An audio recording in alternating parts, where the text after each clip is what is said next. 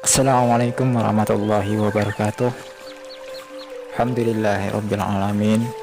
Rabbi shrah li sadri wa yassir li amri wahlul 'uqdatam min lisani yafqahu qawli. Alhamdulillah sahabat pendengar, kita berjumpa kembali dalam kesempatan yang berbahagia ini. Salawat dan salam marilah kita kirimkan untuk arwah junjungan kita Nabi besar Muhammad sallallahu alaihi wasallam. Allahumma shalli ala Muhammad wa ala ali Muhammad. Sahabat pendengar, ketika problem melanda diri seseorang, coba rasakan dan lihat.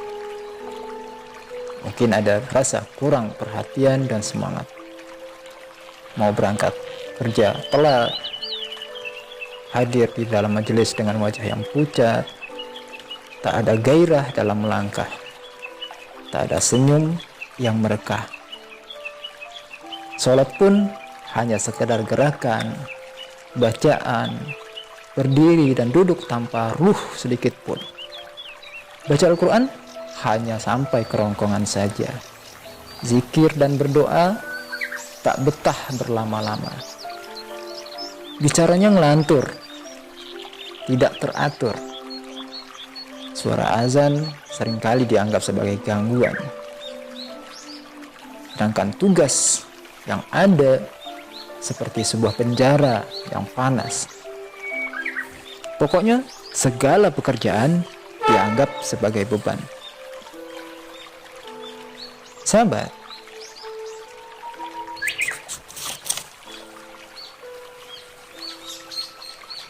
jiwa yang berontak,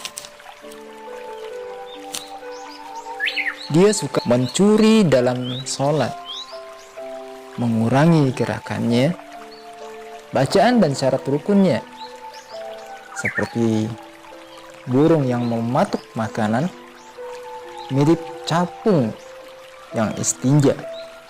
Nah, kalau sholat saja dikorupsi, bagaimana dengan harta, perusahaan, dan uang rakyat?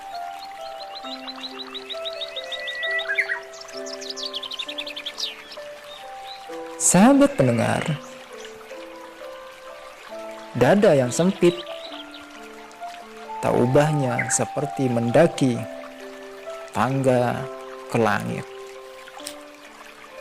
Gersang, gelisah, sakit, was-was, takut kehilangan uang, jabatan, popularitas, citra, dan apa yang ada dalam genggamannya.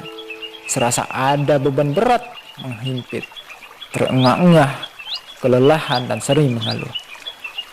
Sedikit beramal dan sering mengomel.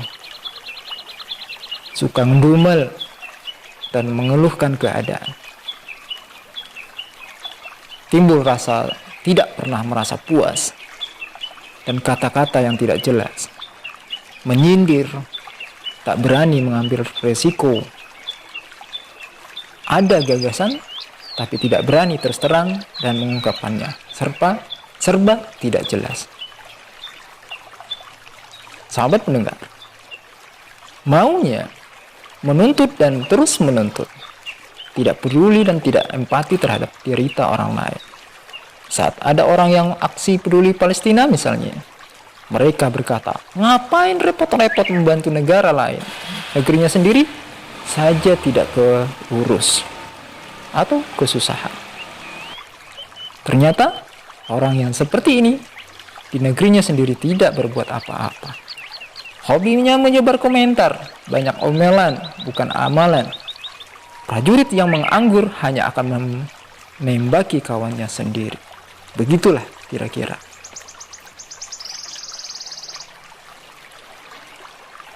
Di antara tanda keimanan itu adalah saat disebutkan asma Allah, bertambah imannya.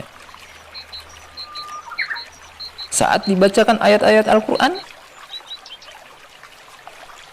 dia bertambah imannya. Namun ini musibah dan problem besar ketika kita tidak lagi terpengaruh oleh ayat-ayat Al-Quran yang mengandung ancaman, tuntunan, larangan, atau tantangan peristiwa kiamat. Mendengarkan Al-Quran seperti mendengarkan kalam-kalam lainnya. Lebih berbahaya lagi apabila dia merasa sempit ketika mendengarkan ayat-ayat Al-Quran, seperti sempitnya dia ketika mendengar omongan orang lain. Tidak menyediakan waktu sedikit pun untuk tilawah, dan apabila mendengarnya dari orang lain, tidak melakukannya dengan khusyuk dan tenang. Sahabat, orang seperti ini, kematian pun tidak akan pernah menyadarkannya. Semoga bermanfaat. Billahi taufik wal hidayah. Assalamualaikum warahmatullahi wabarakatuh.